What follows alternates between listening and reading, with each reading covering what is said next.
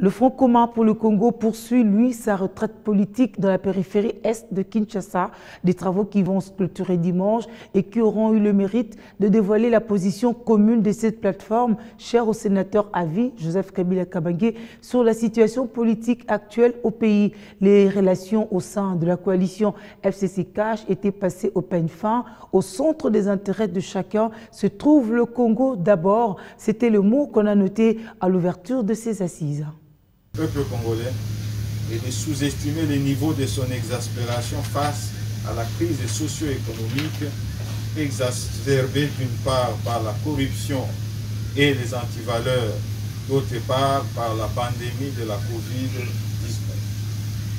Distingués participants. La deuxième retraite politique du FCC qui s'ouvre aujourd'hui au moment où les relations au sein de la coalition sont particulièrement scrutées, constitue une gageure pour les participants et offre l'opportunité de répondre à plusieurs préoccupations légitimes au regard des échéances futures. Il va de soi que les cadres du FCC ici présents devront se soustraire de la tentation de toute logique passionnée afin de cerner avec lucidité les véritables enjeux du moment et de dégager les priorités de l'action politique du Front commun pour le Congo. Pour ce faire, et suivant les modèles offerts par l'autorité morale de notre plateforme politique, ne perdons jamais de vue au centre des intérêts du FCC se trouve le Congo d'abord. Il a ainsi interpellé à plusieurs reprises le gouvernement au sujet de l'amélioration de la sécurité nationale et celle des conditions socio-économiques des populations congolaises.